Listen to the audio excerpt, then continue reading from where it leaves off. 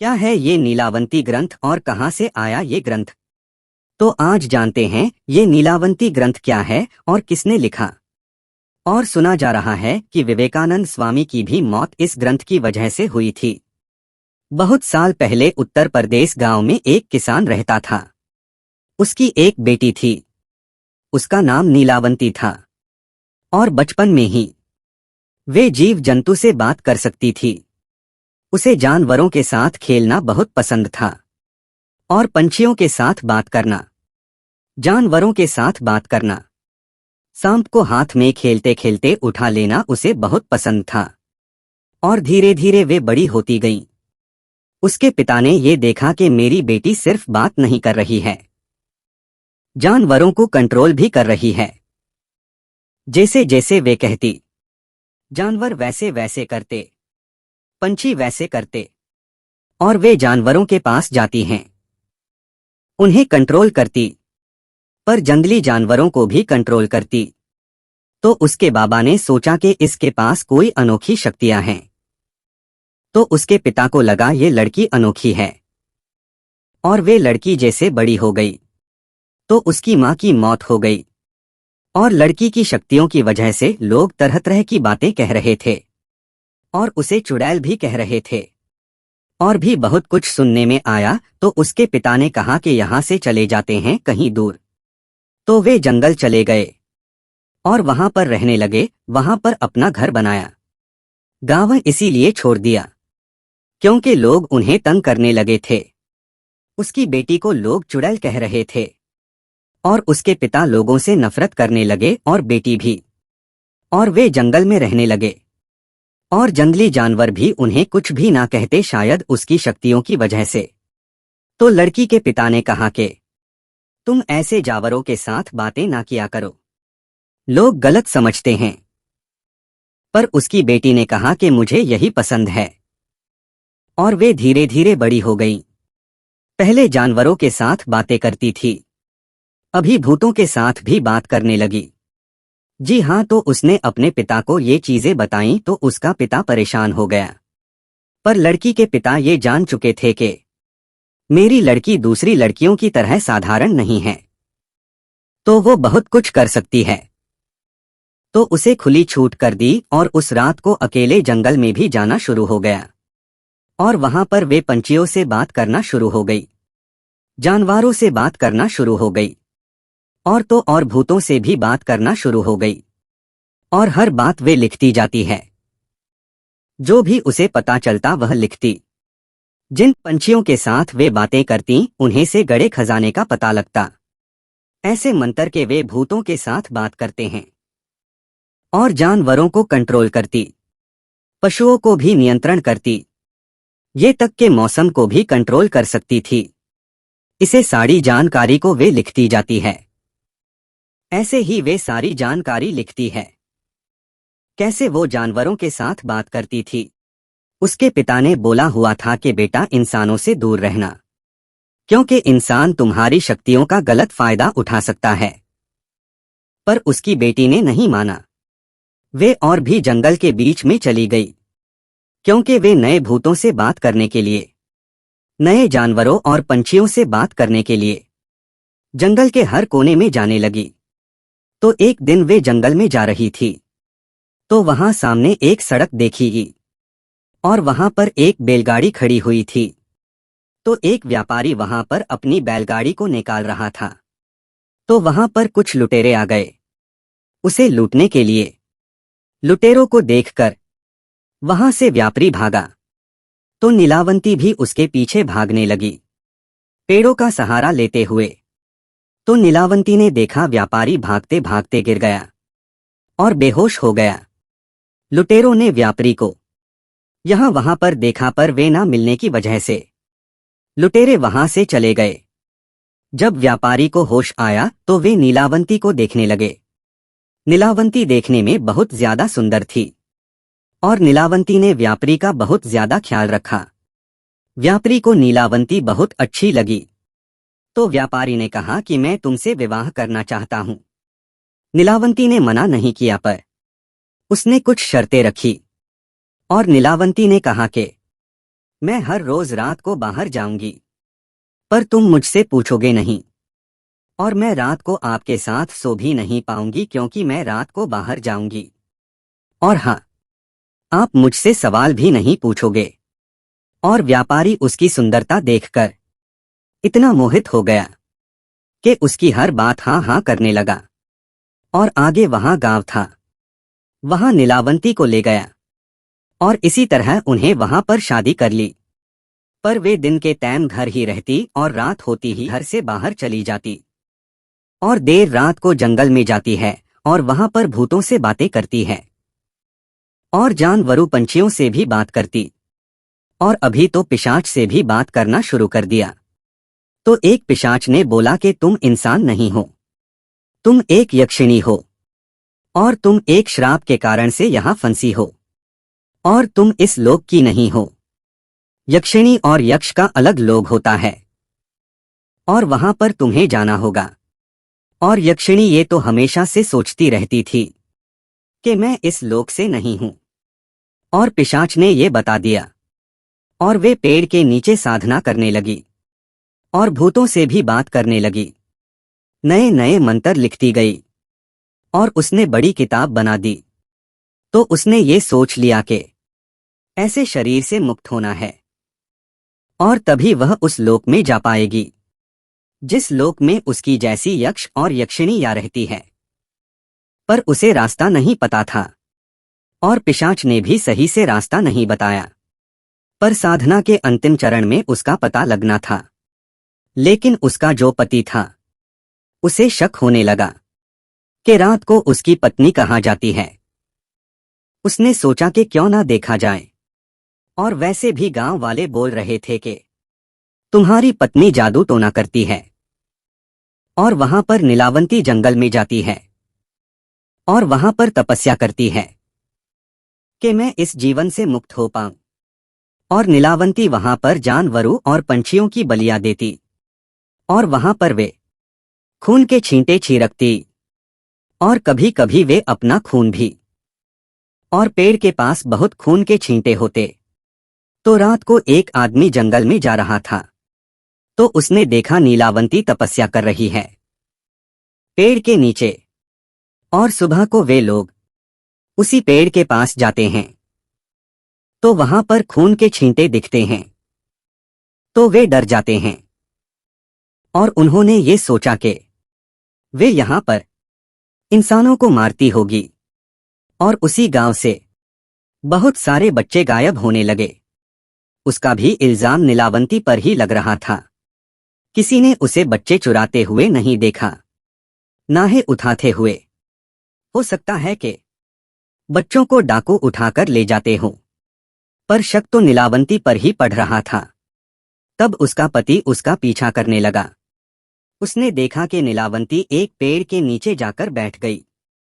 ये वही पेड़ था जिस पेड़ के नीचे वो रोज साधना करती थी। और नीलावंती ने वहां पर कुछ पंछियों को काटा और वहां पर खून के छींटे छेड़की दिए और साधना करने लगी। वहां पर कई जानवर थे जो उसकी बात मान रहे थे। तब उसके पति ने सोचा कि नीलावंती कोई साधारण लड़की नहीं है, इसमें कोई अजीब सी शक्ति है। वे डर कर वापस आ गया। उसे कुछ समझ में नहीं आ रहा था कि वो क्या करे।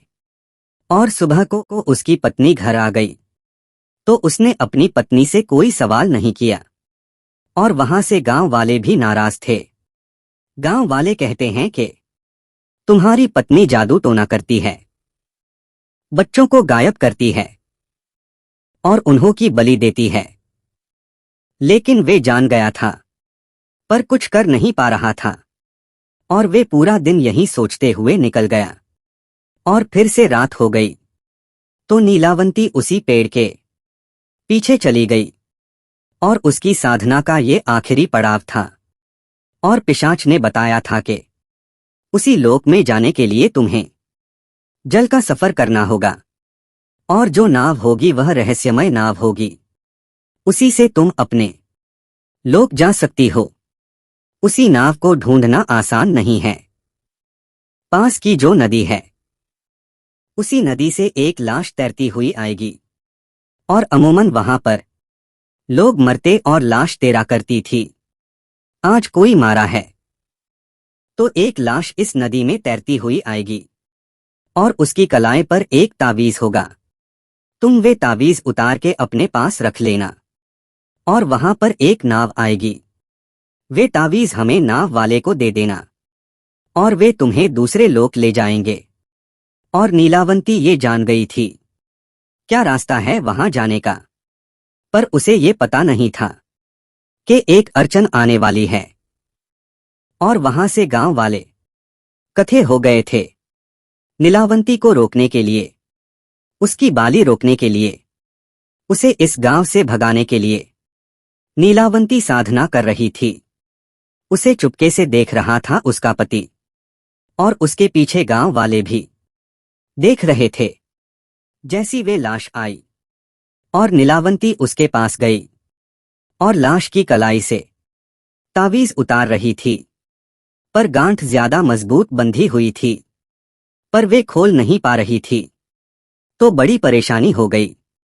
कभी वे झटके देती और कभी वे अपने दांतों से खोलने की कोशिश करती और तभी लोगों को लगा कि वे किसी को मारकर खा रही है। और वहां पर ये देखकर सब चिंतित हो गए। उसके पति को भी लगा कि वो किसी को मारकर खा रही है और वहां पर भीड़ हो गई और उसे रोकने लगे।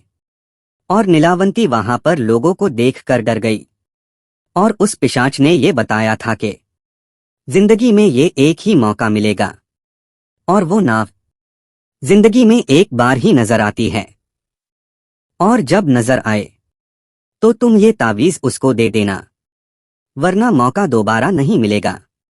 तावीज तो उसने निकाल लिया था, पर गांव वाले उसको पकड़ रहे थे और वे नाव नदी से इधर आ रही थी। लेकिन गांव वाले तो उसी नाव वाले को नहीं पकड़ रहे थे, वे तो नीलावंती को पकड़ रहे थे। गांव वाले उसके पीछे भाग रहे उसे मारने के लिए। गांव वाले ये सोच रहे थे कि वे एक चुड़ैल है और मौका हाथ से फिसला जा रहा था और नीलावंती जंगल में जाकर कहीं छुप गई। उसके पास अभी मौका था।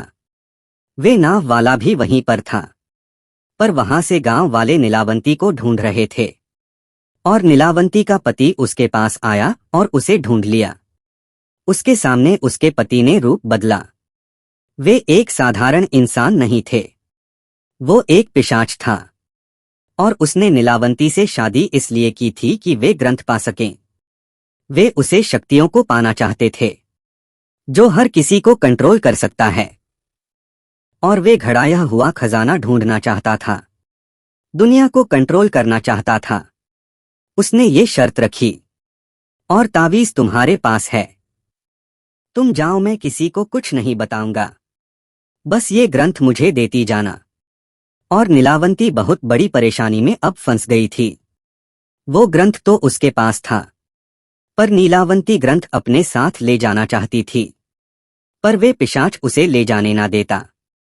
अगर ये ग्रंथ उसको ना मिलता तो वे गांव वालों को यहीं बुला लेता और नीलावंती यहीं पर हमेशा के लिए फंस जाती और गांव वाले यहीं उसको जलाकर मार देते और वे शायद यहीं फंस जाती। वो बहुत ज्यादा क्रोधित थी। उसके साथ धोखा हुआ था, पर अब क्या कर सकती थी। उस ग्रंथ पकड़ाया पर उसे ये श्राप दे दिया कि इस ग्रंथ को जो अधूरा पढ़ेगा वह पागल हो जाएगा, जो पूरा पढ़ेगा वह मर जाएगा। इसमें तुम्हें हर चीज मिलेगी, हर किसी को नियंत्रण करने की शक्ति मिलेगी, गड़े हुए धन ढूंढने की शक्ति मिलेगी, पर इसे इस्तेमाल कैसे करोगे जब जिंदगी ही नहीं रहेगी। और ये कहकर नीलावंती वहां से भाग गई उसी जंगल में। पर काफी लोग कहते हैं कि वे यक्ष लोक चली गईं और कई लोग ये भी कहते हैं वे इसी जंगल में ही रहती हैं और वे उसे पिशाच को ढूंढ रही हैं और वे लोग का शिकार भी कर रहे हैं, क्योंकि उसने अभी इंसानों पर यकीन करना छोड़ दिया है। इसीलिए कि पिशाच ने इंसानी रूप लेकर नीलावंती से धोखा किया था। उसके बाद वे उसी जंगल में यहां वहां भटकने लगी और ग्रंथ लोगों को बड़ी मुश्किल से मिल गया, क्योंकि नीलावंती लोगों को मार रही थी। और इसी तरह ये ग्रंथ आगे से आगे बढ़ता रहा, लेकिन पूरा पढ़ा नहीं जाता था। दिमाग का संतुलन बिगड़ जाता था, इतनी बड़ी जानकारी संभल नहीं पाती थी, और वे मर जाते थे। और श्रापित ग्रंथ से कोई नहीं बच पाया। कई लोगों का ये भी कहना है कि कुछ तांत्रिक इस शक्ति को पाना चाहते हैं और उन्हें इस श्राप से बचने का भी तरीका ढूंढ लिया है और इसका इस्तेमाल भी कर पाए हैं। और कुछ गड़े खजाने को भी ढूंढा गया है, लेकिन कहते हैं कि श्राप से बचा जा सकता है, पर हमेशा के लिए नहीं, बस कुछ पल के लिए। लेकिन ये श्राप आपका पीछा जरूर करता है। और इस ग्रंथ को भारत में बैन कर दिया गया है, लेकिन इस ग्रंथ को जो पढ़ता है वह पागल हो जाता है। ये सही से पढ़ा नहीं जाता, और जैसे जैसे इसे पढ़ते हैं अजीब सी शक्तियां आ जाती हैं। जानवरों से बात करने की, चींटियों से बात करने की। और सुना है कि किसी तांत्रिक ने इसे सही कोडिंग में लिखा, पर उनकी भी मौत हो गई। इस ग्रंथ के साथ और भी बहुत सारी कहानियां जुड़ी हुई हैं। कहते हैं कि एक सीधे पुरुष ने तांबे के पत्र पर भी लिखा था, और कहीं ये भी सुनने में आता था कि उसने किताब में भी लिखा था, लेकिन जो भी उसका उपयोग करता था उसकी मौत हो जाती थी। और एक मशहूर हस्ती जिसकी कहानी नीलावंती ग्रंथ से जुड़ी थी, वे थी विवेकानंद स्वामी। कहते हैं कि आखिरी दिनों में जब उनकी मृत्यु हो गई तो वे इसी ग्रंथ को पढ़ रहे थे, और माना जाता है कि इसी ग्रंथ की वजह से स्वामी विवेकानंद की मौत हुई थी। और वे हिंदू धर्म के कई ग्रंथों का अनुवाद करके आम जनता तक पहुंचाते थे। हर ग्रंथ को वे अनुवाद करते थे, सही और आसान शब्दों में लोगों को लिख देते थे, और शायद ये ग्रंथ भी उसके हाथ लग गया और ये श्रापित ग्रंथ उनकी भी जान ले गया। कई लोग कहते हैं कि ये एक कहानी है। स्वामी विवेकानंद के साथ ऐसा नहीं हुआ, उन्होंने खुद अपना देह त्याग किया था। लेकिन इसकी पूरी सच्चाई क्या है, ये कोई नहीं जानता था। आज भी लोगों का कहना है कि ये ग्रंथ काफी लोगों के हाथ लगा है और वे ग्रंथ की शक्तियों को हासिल करना चाहते हैं।